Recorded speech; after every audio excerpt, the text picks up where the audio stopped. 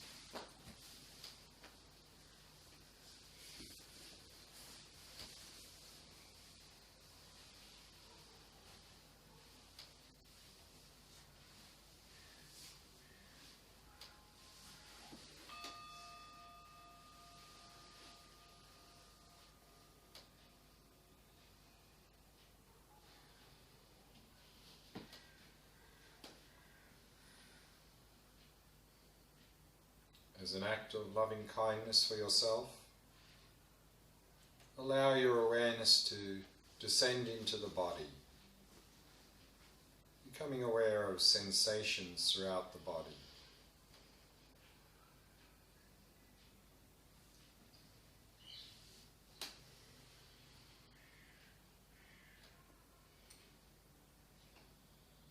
And using the out breath to relax and release any tightness or tension in any part of the body.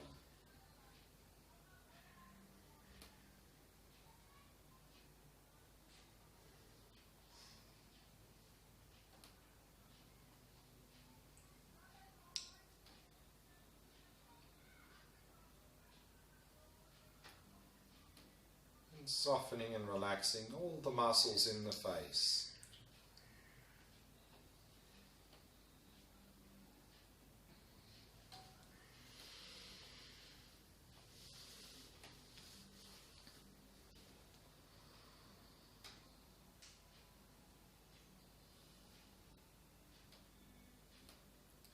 In this way, allowing the entire body to become completely relaxed, completely at ease.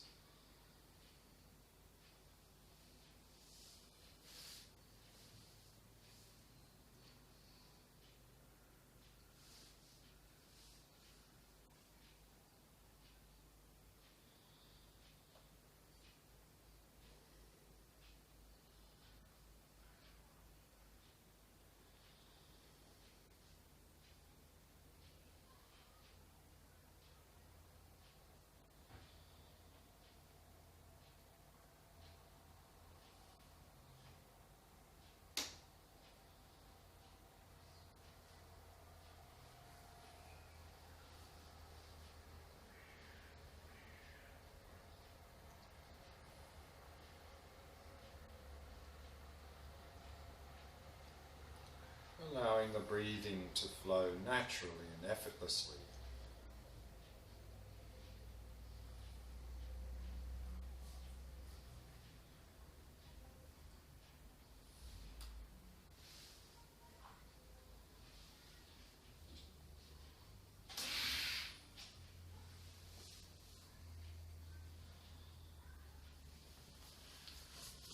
And with each out breath, letting go of any thoughts that may have arisen, happily releasing them.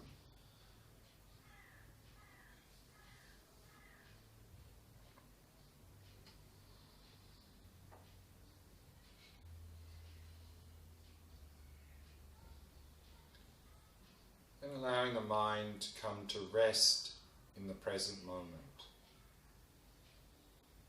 Focusing on the sensations of the breath throughout the body.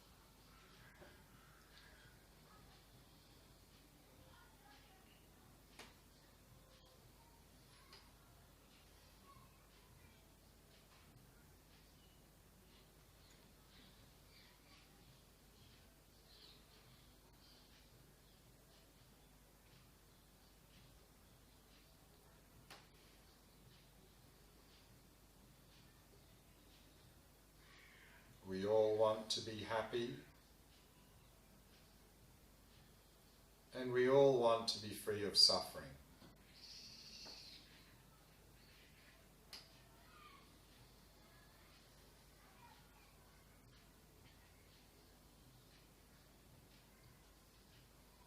And it often seems to us as if the source of our happiness and the source of our suffering is out there in the world.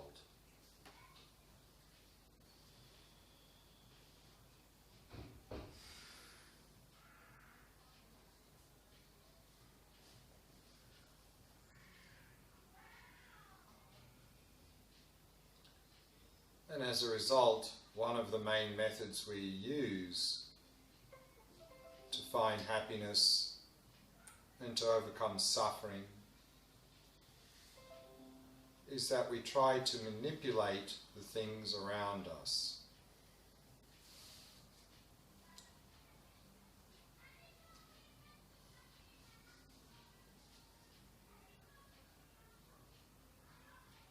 We try to attract people, places, and things that seem to be the source of our happiness.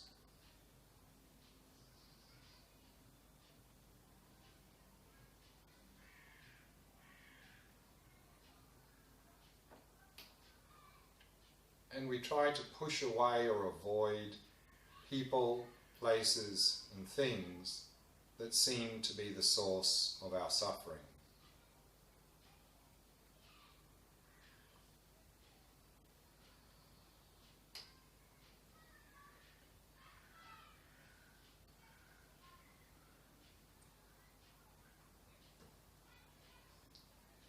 Is this an effective strategy? Are we getting any closer to finding genuine happiness and overcoming suffering?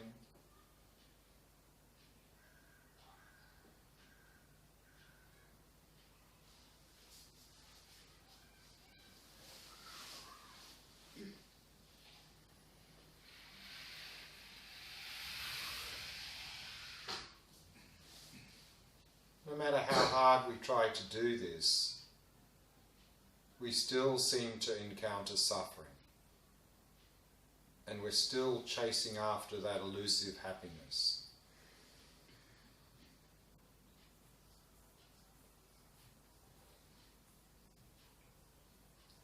All we are really achieving with this strategy is that we are trapping ourselves in the hope-fear cycle. Hoping for pleasant experiences, fearing or worrying about unpleasant experiences.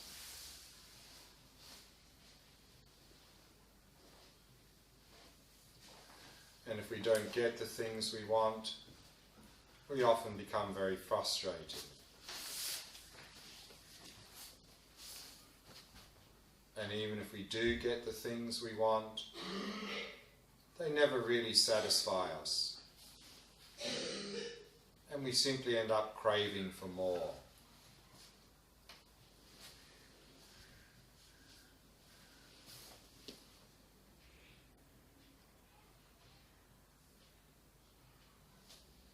And we often become disappointed and have a lot of dissatisfaction when things don't live up to our expectations.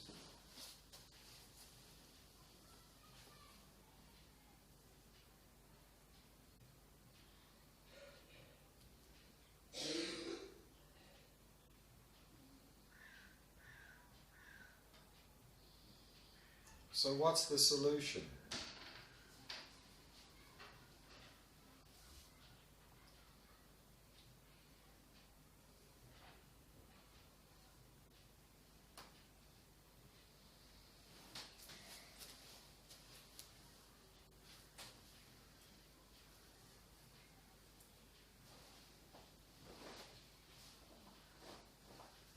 According to Buddhism, we're simply looking in the wrong place.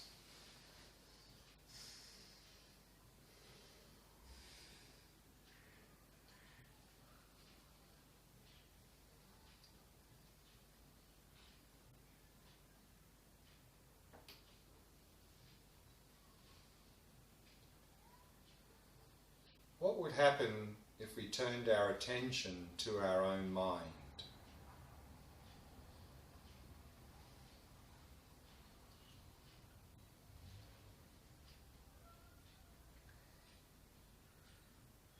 What would happen if we began to cultivate more mindfulness? If we developed a more calm, clear, and focused mind?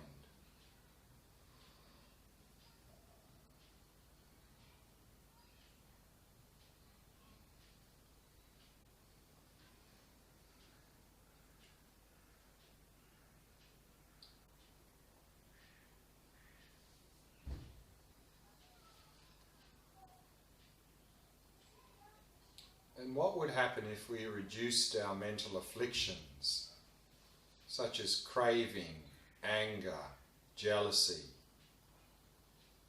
anxiety?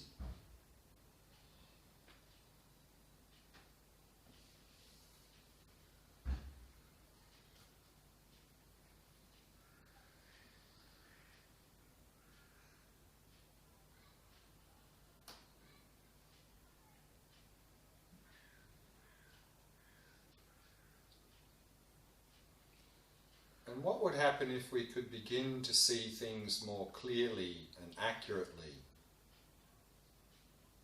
without projecting or distorting what we apprehend?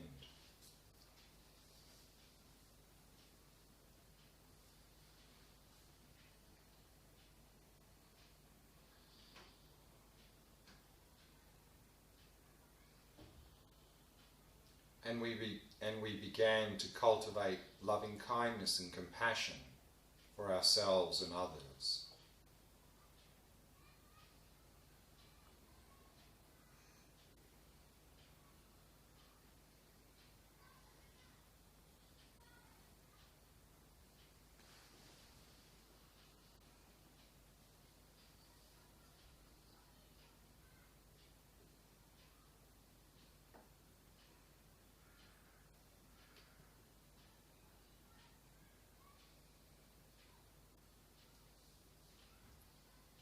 And instead of reacting to things out of old habits,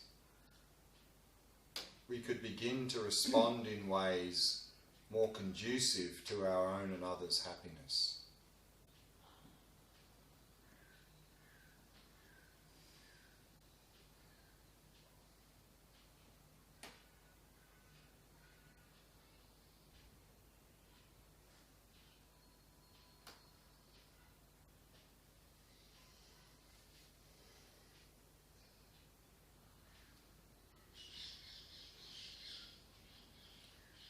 And what would happen if we could begin to see difficult situations in our life as opportunities for spiritual growth, instead of seeing them as problems or obstacles?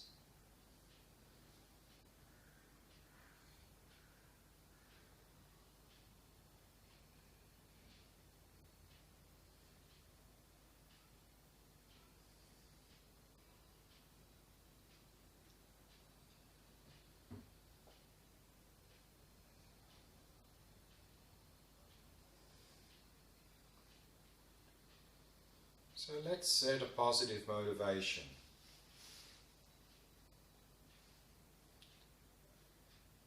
A motivation wishing to discover practical methods to overcome our own suffering and to find genuine happiness.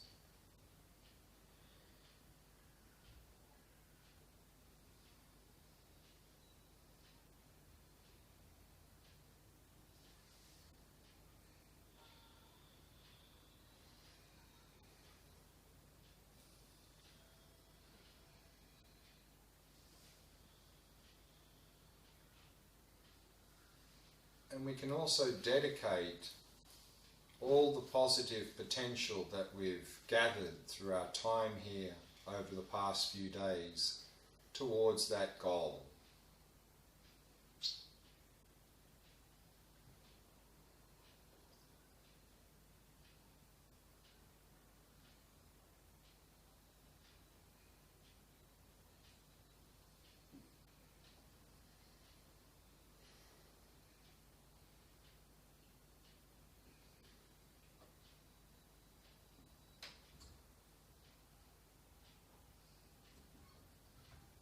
And we can expand our motivation out to include others,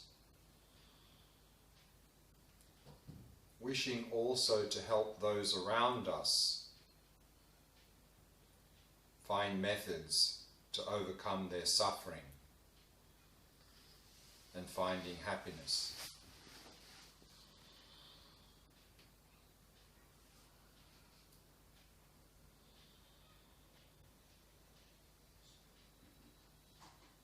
And we can also dedicate our time together towards that goal.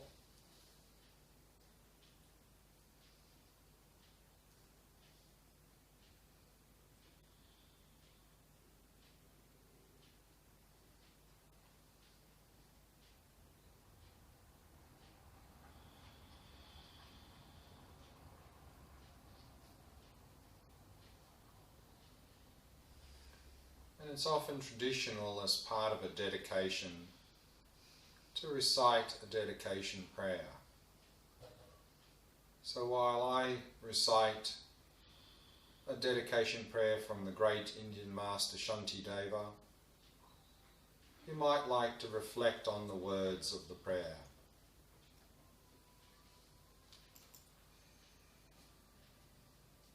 May all beings everywhere, plagued by sufferings of body and mind, obtain an ocean of happiness and joy by virtue of my merits. May no living creature suffer, commit evil, or ever fall ill. May no one be afraid or belittled with a mind weighed down by depression. May the blind see forms and the deaf hear sounds. May those whose bodies are worn with toil be restored on finding repose. May the naked find clothing, the hungry find food. May the thirsty find water and delicious drinks. May the poor find wealth, those weak with sorrow find joy. May the forlorn find hope, constant happiness and prosperity. May there be timely rains and bountiful harvests. May all medicines be effective and wholesome prayers bear fruit. May all who are sick and ill quickly be freed from their ailments. Whatever diseases there are in the world, may they never occur again. May the frightened cease to be afraid, and those bound be freed. May the powerless find power, and may people think of benefiting each other. For as long as space remains, for as long as sentient beings remain, until then may I too remain to dispel the miseries of the world.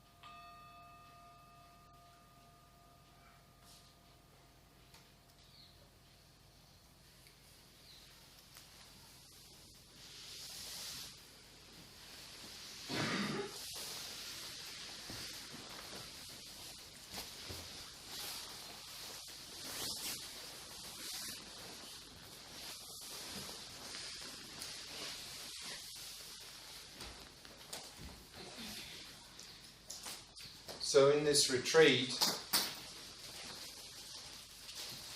we first looked at the Four Noble Truths as the framework for all Buddhist traditions. We briefly looked at then how the various vehicles of Theravada Mahayana sort of build on that.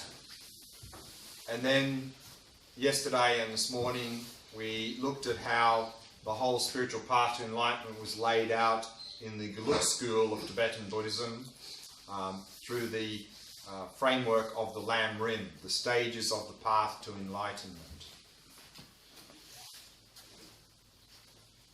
And so what I'd like to finish with now is just a little bit of a general advice and also maybe some daily life advice.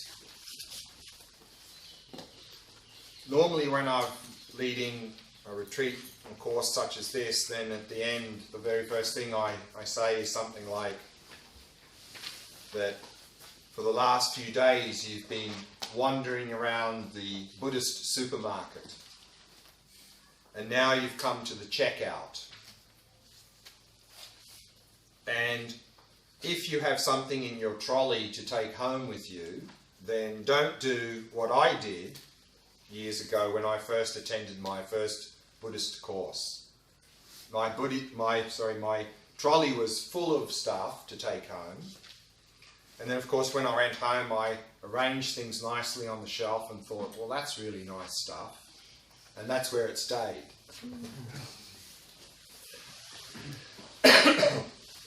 And so nothing really changed in my life for some time until I actually started to use these ideas.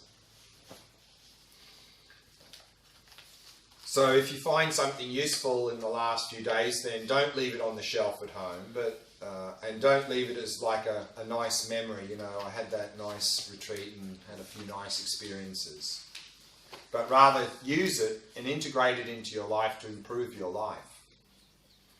And of course, you don't need to buy everything at the Buddhist supermarket. You can choose those things which you find most beneficial and really focus on those. And you don't need to become a Buddhist to shop at the Buddhist supermarket. In fact, Dalai Lama has some very good advice here. Often when he's teaching in public in the West, most of the people, of course, in a public talk are not Buddhist. And often he says something like, please don't convert to Buddhism. Because if you have a tradition that you grew up with and it's benefiting you, and you try to convert to Buddhism, you may have a lot of confusion.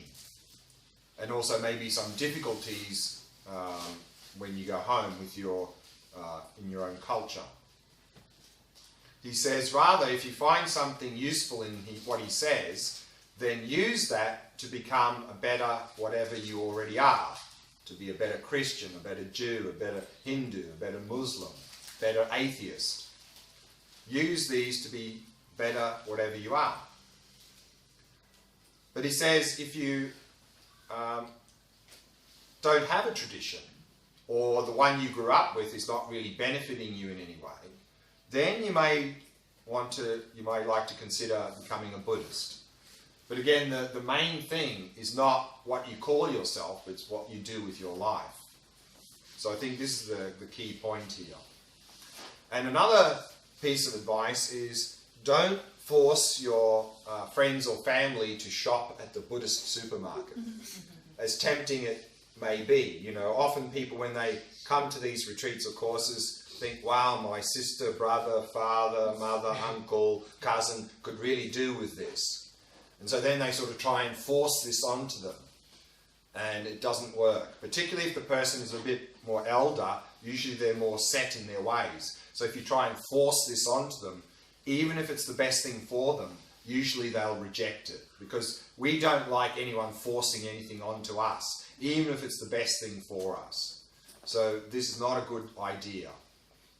If someone's open to these ideas, of course, then you can explain them. But if they're not, and you want to somehow help them, then one best way to do that is lead by example.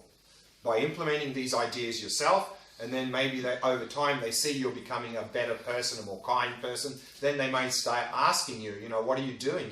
You're much more calm now, much more kind than you used to be. Then you have an opportunity for them to be open to these ideas. And then just some general pieces of advice for when you go home. First is to avoid unrealistic expectations. One unrealistic expectation is that simply gathering some new intellectual understanding is going to change my life automatically. It won't. I know from personal experience. So don't expect that if you get some nice idea, some understanding of some good ideas here, that somehow when you go home, automatically your life will become better. It won't. Because for that to happen, we need to bring those good ideas into experience. We need to integrate them into our life. Then we'll start to notice some improvements in our life. And of course also to avoid the unrealistic expectation that somehow this transformation is going to happen overnight. It won't. We've spent 20, 30, 40, 50, 60 years actively developing some bad habits and bad behaviours. To expect that somehow overnight they're going to transform into the positive opposite, it's not going to happen. So don't have this quick fix mentality. Rather have the long-term perspective and understand that this is a thing that we'll be working on for the rest of our life. And to have that long-term, then we'll avoid getting frustrated and upset and unrealistic expectations. And of course, to understand what we're talking about here is an inner transformation. We're transforming our mind. And not to make a big outer display of this. You know, sometimes you see, particularly in India, people who come to these courses, then afterwards they shave their heads and they put funky Buddhist clothing on and wear all sorts of Buddhist paraphernalia, and they say, oh, I'm a Buddhist now. And of course this is a sure sign that the ego has hijacked and we've become a spiritual ego, and this is one of the worst egos possible. So then all we've done is we've allowed the ego to hijack our spiritual practice. And also, of course, if we do this when we go home, we may attract a lot of negative attention, particularly if we're coming from a very conservative culture or conservative family. So therefore, particularly if we're coming from a conservative family or culture, then if they ask you, well, we don't want to change our outward look, and inwardly we want to be transforming ourselves, and then if they ask us, then we can say, well, I'm just using some ideas here to try and become a better person, and not go, I'm a Buddhist now. Because if we say that and we come from a very conservative family or culture, then again we're going to attract a lot of negative attention. So we don't need to say that. We can just say, I've found some good ideas here to be a better person. That's all we can say if they ask. Now, of course, as part of this transformation, then it's a little bit like the idea that in these days, maybe it's like a little sprout. Something has sprouted. And of course, if we have a little sprout and we want that to become a big plant, we need to do two things. We need to protect it and we need to nurture it. So likewise, if we want to progress, we need to protect and nurture. Otherwise, when we go home, probably it'll get squashed and nothing will develop. So protect means that particularly as a beginner, we're very easily influenced by other people and other things. As a beginner, it's probably not useful to unnecessarily expose ourselves to things and people that always overwhelm us in a negative way, because then we'll get squashed. And also then nurture. This is very important, and this I know from my own experience, and the idea of Sangha, spiritual community. If we have the idea that we're going to do this on our own, you know, I can do this myself, I think it's not going to happen. Because again, we are so easily influenced by other people and other things, and we also have now some very strong habits. So when I did my first course, I went on and did a couple of more extensive courses. I went back to Australia, I was full of enthusiasm, I wanted to change my life. But where I went home to, there was no one else interested in doing any of this, no centres. And then basically for 2 years, nothing happened. Even though I wanted to meditate and change my life, nothing happened. I just got swept up in my old habits and my old routine. And it was only after 2 years where I found a sangha, some spiritual community, that I managed to get some support, that I managed to start to actually make some changes in my life. So I think for many of us, if we're realistically wanting to improve and change our life, we need to find this sangha. Of course, this sangha can take a number of forms. It can be in terms of a organized group or center, or it can be more informal, just a group of people, like-minded people getting together. Whatever form it takes, I think we need the sangha. We need to get connected with like-minded people, meet together regularly, maybe meditate a bit together, discuss together, get support and support them. Otherwise, I think you'll find it's going to be almost impossible to begin something. We'll get swept up in our old habits. And then, of course, on top of that, if, of course, we can find a qualified teacher, also very helpful. Then they can also support us and then also guide us very closely in our practice. If we want to do this, of course, we need to simplify our life. The reality is most of us have a very busy, hectic life. We fill up our day with lots of stuff. And then often we say, I'd like to meditate, but I have no time to meditate. I think this is never a valid excuse. Of course, we all have busy lives and probably we don't have time to meditate. But that's only because our priorities are somewhere else. Now, there are certain activities, of course, most of us have to do every day. Most of us have a job.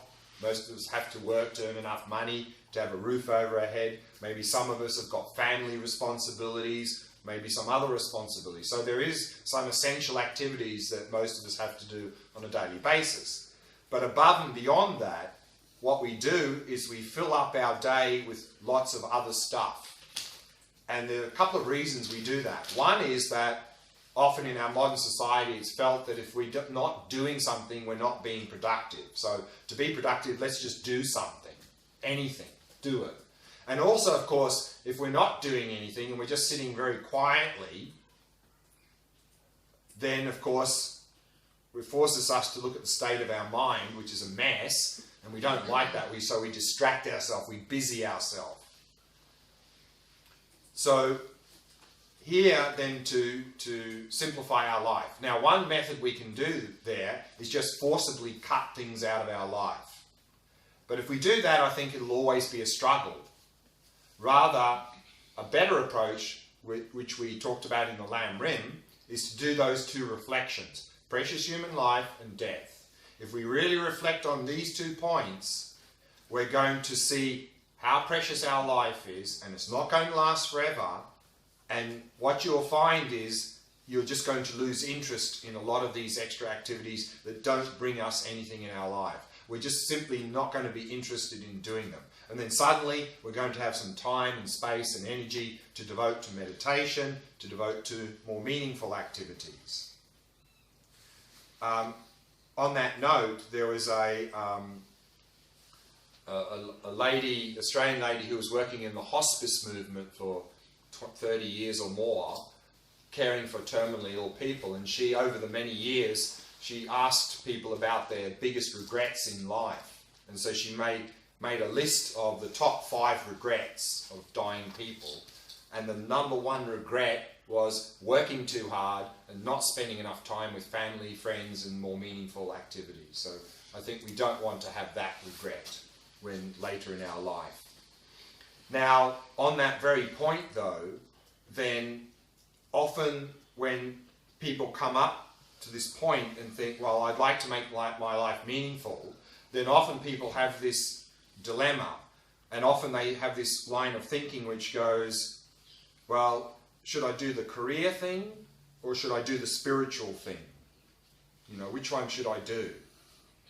I think this type of thinking is not helpful, because if we abandon our career, then often then we have no financial stability because we've given up anything that gives us financial stability.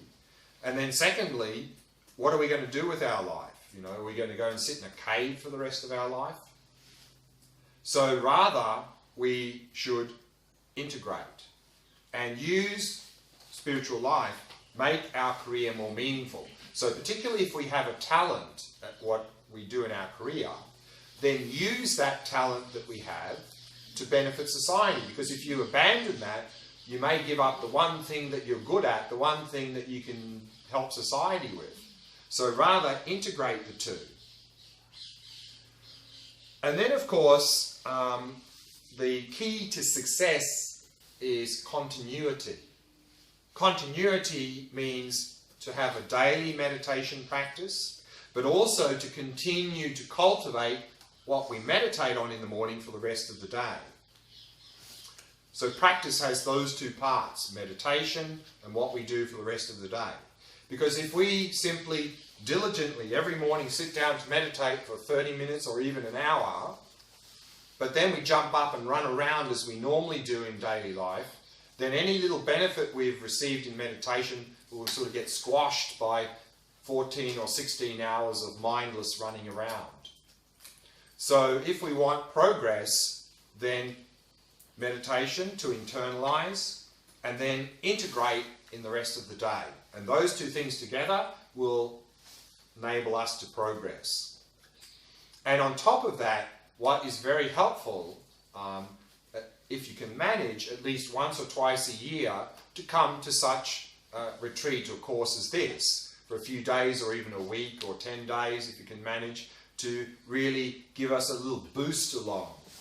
And this can give us a real boost and more energy and sustain us. So very much recommended on an annual basis to once or twice, if you can, to come to a group retreat or course. And then in terms of core practices, we saw at all levels of Buddhism, there are three core practices. Ethics, so the foundation, of course, is ethical lifestyle. On that basis, the concentration practice, the shamatha practice, to develop a calm, clear and focused mind. And then on that basis, the wisdom practice, the vipassana practice, gaining insight into the nature of reality. But to also balance the vipassana practice with the other main wing of practice, the compassion wing. So these two core practices. So these are really the core practices to focus on. Now, how to set up our day. In terms of daily meditation, it's very much recommended to do it first thing in the morning for a couple of reasons. One is that that's the time where we can usually often dedicate a certain amount of time, when we're most fresh and usually most quiet where we live. And also, of course, it's a good way to start the day. So to start the day with the meditation practice and, of course, setting a good motivation. And here I've got an example motivation that we can set each day. It's from His Holiness Dalai Lama. He says, every day, think as you wake up. Today, I am fortunate to have woken up. I am alive. I have a precious human life. I am going to use all my energies to develop myself, to expand my heart out to others. I'm going to have kind thoughts towards others. I'm not going to get angry or think badly about others. I'm going to benefit others as much as I can. And the short version of that is, every day, think as you wake up, I'm going to benefit others as much as I can. And then in terms of meditation, the morning meditation, a couple of tips. First is meditate the same time every day. Because one of the most difficult things is just to develop a habit. And so if you keep changing the time when you meditate, we're not really developing a habit. Whereas if you have the same time, then it starts to become a habit that every morning at such and such a time, that's meditation time. And it becomes easier to sustain. And with meditation, particularly in a shamatha practice, but in general, the key phrase is quality over quantity. So it's much better to meditate for 20 minutes with focus than sit there for an hour just falling into dullness and distraction. So quality over quantity. How long to meditate, of course, will depend on us as an individual, our level of capacity. As a beginner, sometimes a ballpark figure that works for many people, 20, 25 minutes.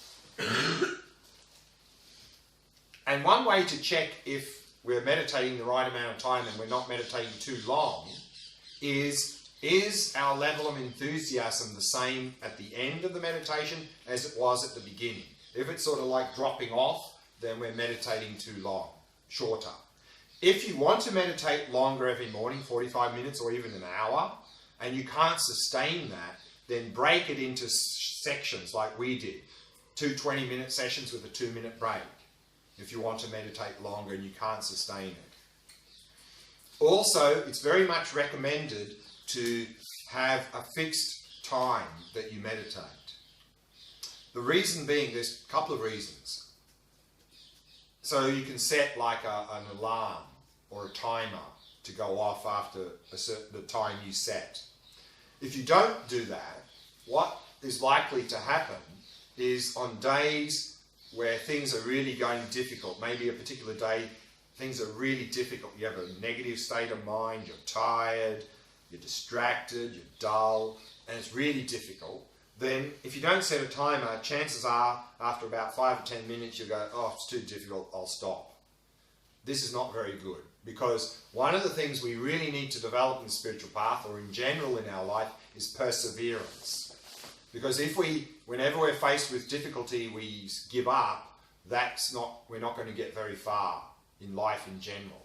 So if we set a timer and things are very difficult, then we'll persevere to the end. And so that's going to help us to develop perseverance in the face of difficulty.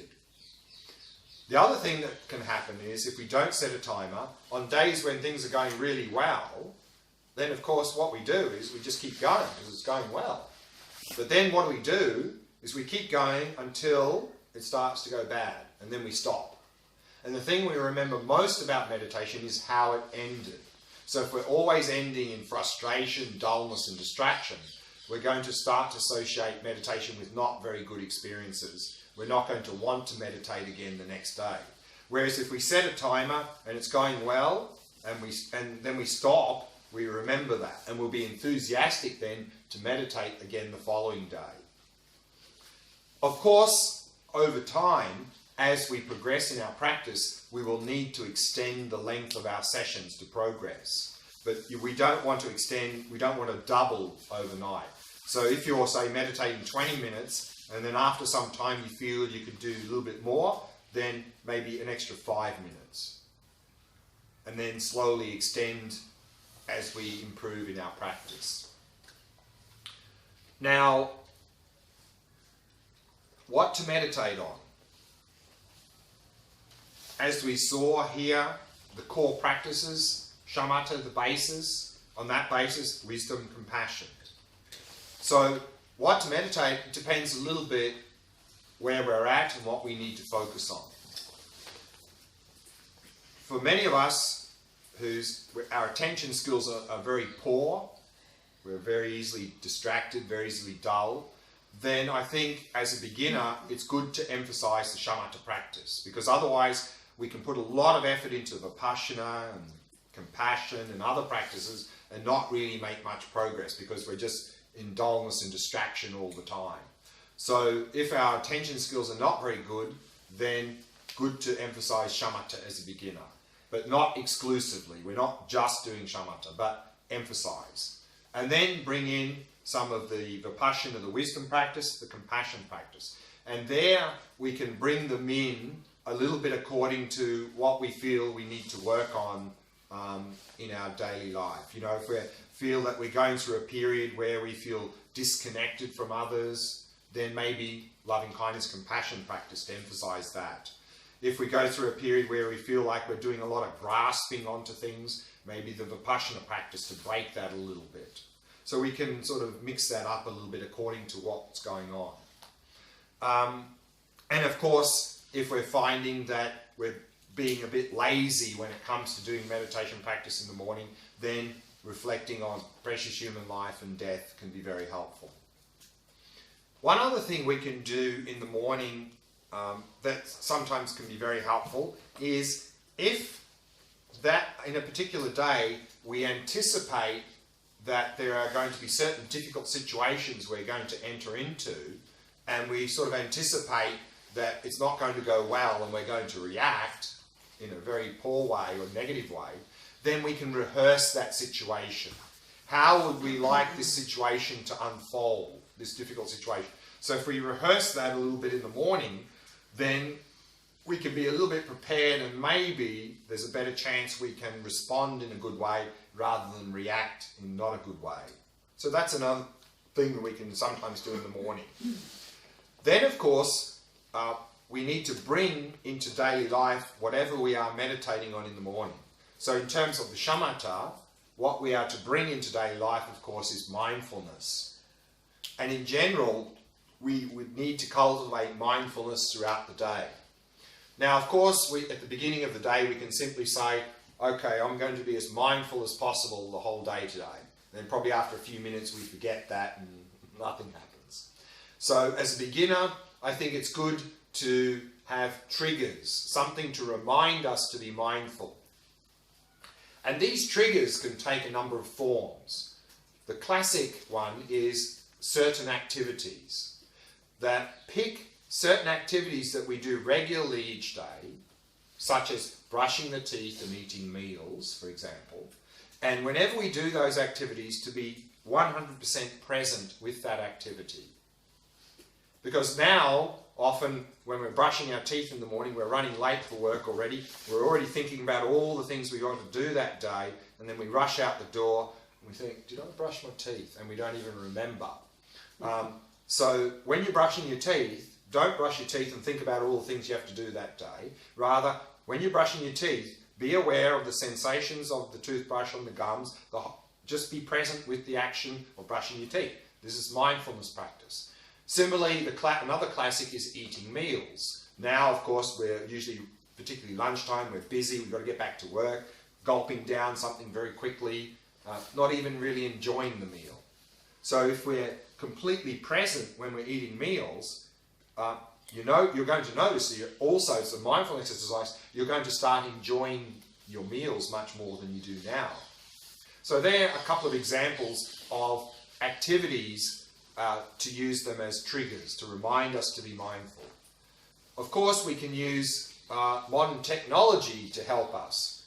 Many of us have got the smartphones now, the iPhones. There are many apps that do this. There are many mindfulness apps you can use. You can program them to give yourself a little alarm or buzzer at regular intervals through the day. And when you hear that, then you just stop whatever you're doing and do a little mindfulness exercise. Maybe simply focusing on your breath for 3 breaths. That's it. And you'll be surprised at how, if you do that at regular intervals during the day, you'll start to get in the habit of being mindful, being present with everything.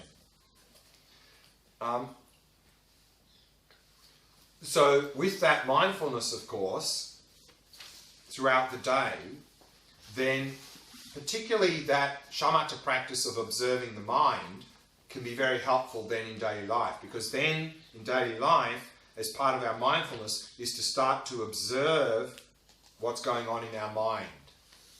So then we can catch ourselves before we speak and do things that we later regret. So we can observe what's going on in our mind and not get caught up in our thoughts and emotions and be slaves of our mind.